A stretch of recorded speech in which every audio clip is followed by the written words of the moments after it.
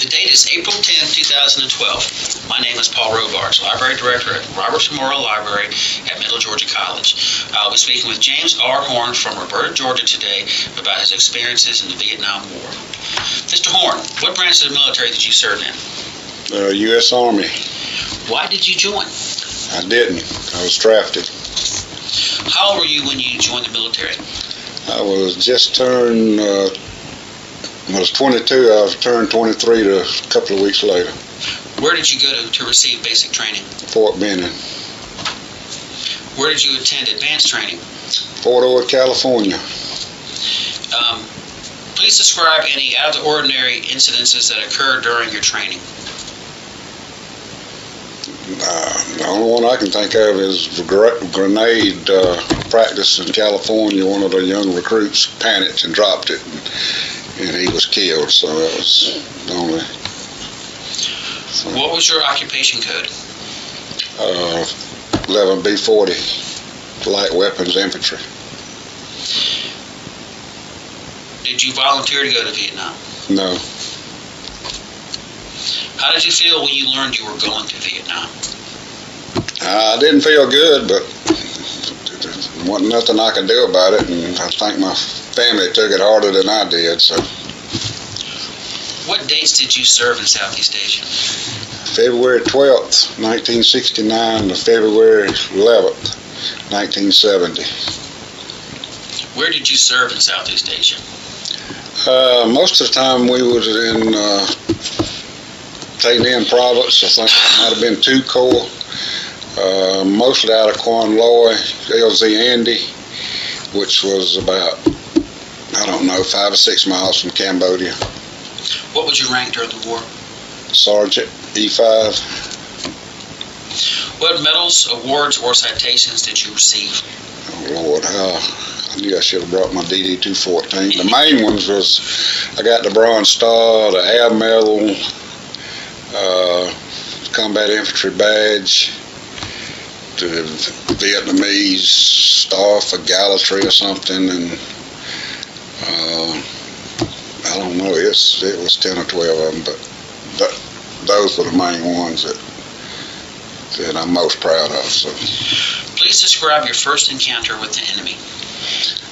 Oh Lord, that was about a week after I got in country. There was a firefight going on outside the base I was in, and they were approximately 250 to 300 BC of enemy killed. I didn't take part in it, but I had a weapon, and I had just got in country and was really waiting to be assigned to a unit. So, that was my first encounter that I knew I was in a bad place. So. From your experience, how would you evaluate the enemy's fighting ability?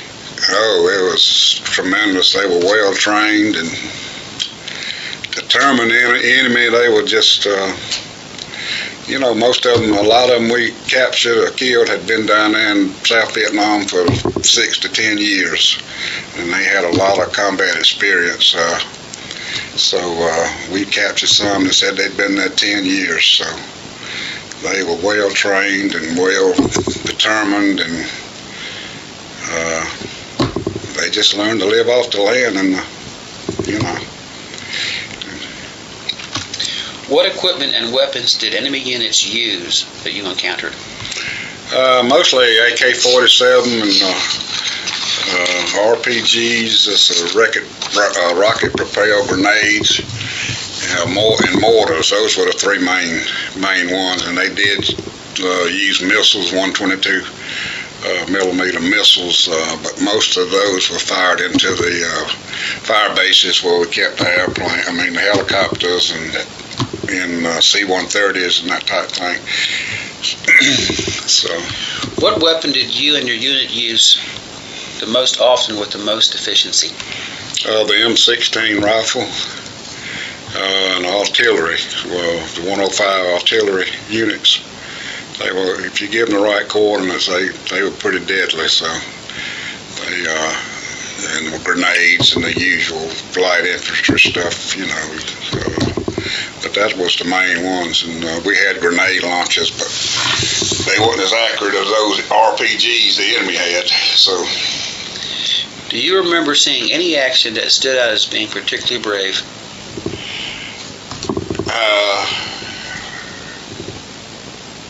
I don't think so. I mean, I guess all of it might have been brave, but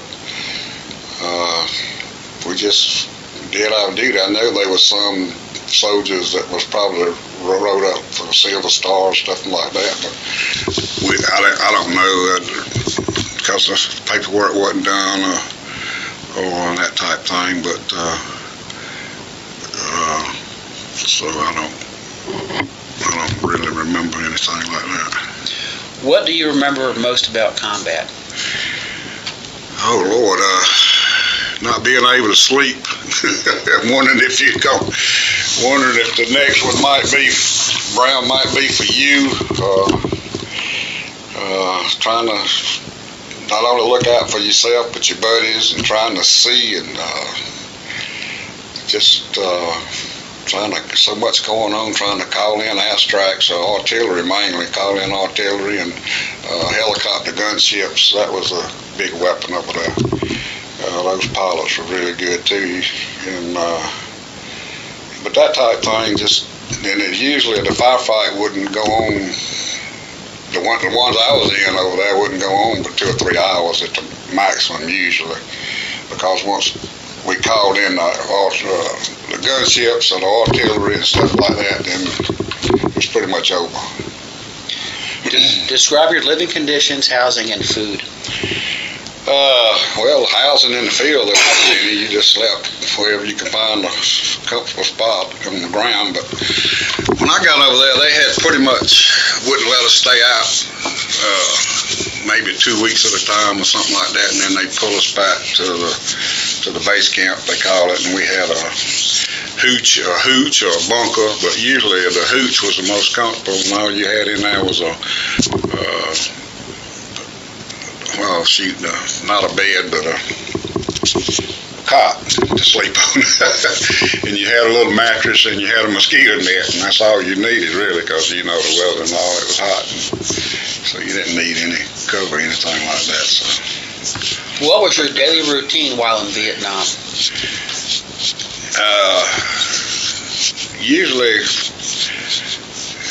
I had two things. I was in the combat area for 4 months, and then my commanding officer said they needed somebody in military intelligence S2 that could type, and believe it or not, I was the only one that could type. So I got to go to S2 and type up all the combat reports and all that kind of stuff back to the brigade headquarters. So my day consisted of night. I worked the night time. I told them I'd rather work at night. So I worked from 7 to 7. It was 12 hours. You have nothing else to do, you might as well work. So. What did you do to relax? We didn't do much to relax except play cards and write letters home, and drink a little beer. That's all you could drink over there, because the water wasn't no good. Back then they didn't have bottled water. So beer was the main source of drink for me over there.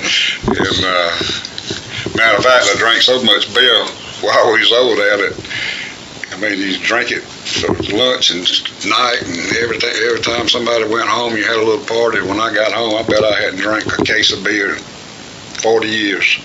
I just lost the taste for it. I drank so much of it. Could you tell me about the most memorable event that occurred to you or your unit while serving in Vietnam? Oh Lord, that was August the 12th, 1969, the morning of August the 12th, when the VC, I was trying to think, the 75th NVA Regiment or something, attacked us from 6 sides, and we fought all that night and part of the next day in the daylight before they finally decided to retreat, thank goodness. And that was the longest night, and then we went after them, so to speak, so I really didn't get any sleep at all for 5 days. So that was the most memorable 5 days to a week that I in Vietnam, and we must have been 300 of them that we've counted, that many. I don't know how many they drug off, but it was bad for about 8 to 10 hours. It was really bad. I thought they was going to overrun us, but they didn't. What was the most humorous event that you remember? Oh, Lord. One of them was a helicopter took off, and he didn't get up high enough to get his skids up high enough, and he hit the bunker that they land between, and it ripped off the skids, so he didn't have no way to get back down. So he's flying around over there, everybody's looking at him and wondering what we was going to do to get him back. Luckily, he had a full tank of gas, and a whole slew of us, I don't know, 50 to 100 men filled up sandbags and built him a little thing up like this for him to set that helicopter on sandbags. And that's all we could do for him, and we did that, and we all ran back just in case he crashed. But he set it down on those sandbags, and when he set it down, he cut it off immediately, and the sandbags just held him up, and he slowly went down like that to the ground. Those sandbags were giving way, but he made it, and he was proud of us for doing it. I said, at another time, my buddy, we was back at the base camp, and we had a 122 rocket hit, and the shrapnel went all through the tent, and his name was DB. He was from New York, and I forgot. I wished I'd have wrote his full name down, but everybody called him DB. And he said, well, when nobody get hit, and I looked over at his belt. He had on that belt, and that belt buckle was split half in two. A piece of that shrapnel hit that belt buckle and split it. Went down his legs and cut his pants, and then put a scratch on him. We all laughed at him, accusing him of trying to get a Purple Heart to go home. But you had to make humor out of stuff like that, So anyway, that was two things I can remember. What is your evaluation of American military leadership and of other commanders you worked with in the field during the Vietnam War? Well, you always have one or two that don't need to be there, but for the most part, all I had was good people. They cared about the men and tried to get everything that we needed to do the job we had to do over there. But, there was, I don't even remember the name, but we had one colonel I wouldn't spit out the door for, and I can't even remember his name, but he was there when I was fixing to leave, so I don't remember his name. And we had one captain that come in there, was going to do all this stuff, I guess win medals or something, so he didn't last but about 4 days. And they figured out they better get him out of there because somebody was finna kill him, because he had us doing weird stuff. And so he got transferred back to battalion headquarters after 4 days. Send him to the head shop. How do you feel about your experience? How did you feel about your experience when you left Vietnam? Well, that was tough. It's still tough today because I felt like I had just was getting into the swing of things over there. And I felt like I hadn't done enough to help us win the war. I just felt depressed. As a matter of fact, when I was standing there waiting on the helicopter, I just started crying and I couldn't stop.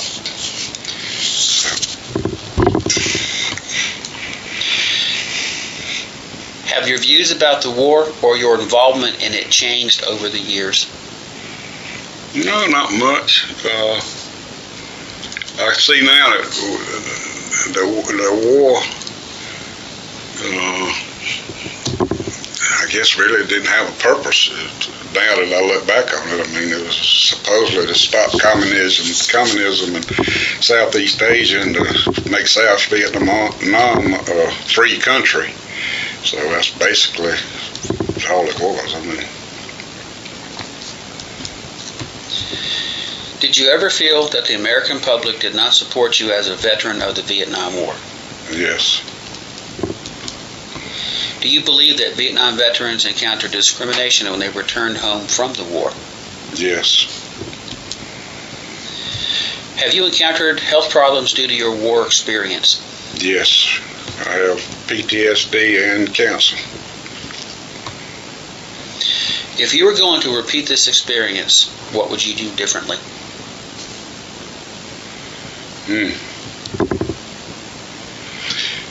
I don't know if I'll ever repeat it, but I don't know if there's anything I could have done differently. I was just doing what the United States government asked me to do. Do you have any other memories that you would like to share about your Vietnam War experience? Oh, Lord. Well, on the plane, I'll just say to start at the beginning.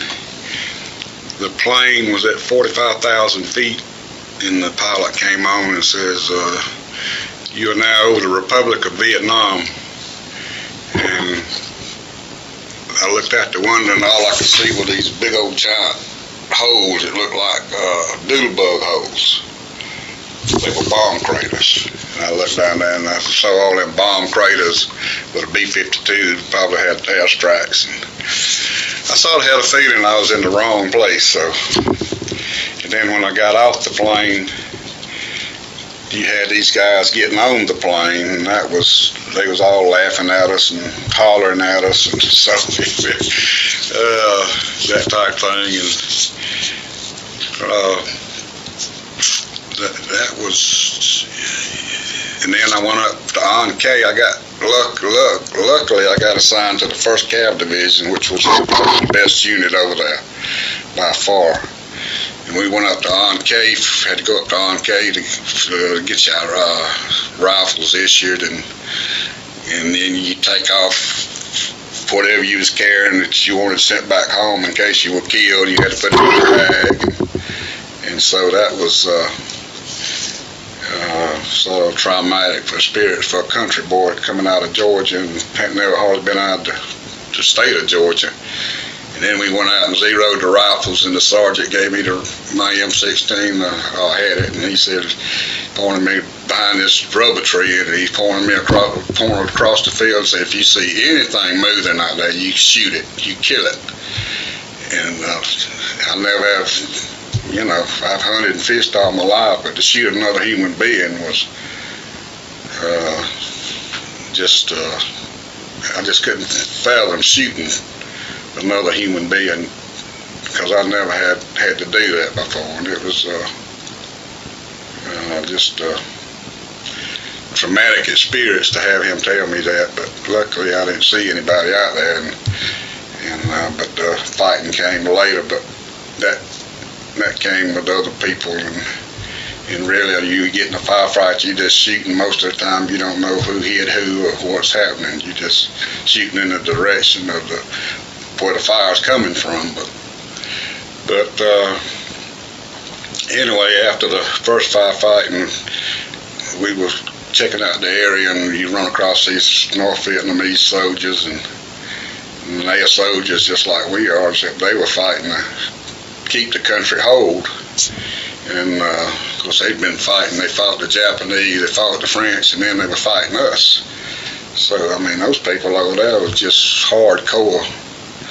And they were going to win regardless what we did to them. But I lost my train of thought. It was something else I wanted to say. But anyway, that night I was telling you about, August the 12th, we killed a bunch of them, and one of them had on that loin cloth, and he had a little piece of paper sticking out of his belt. And I reached down and pulled it out. It was...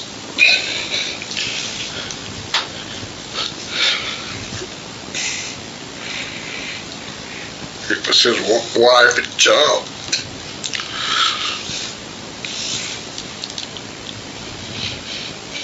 So I realized people just like we were. Mr. Horne, thank you for your service. Thank you for taking part in this project.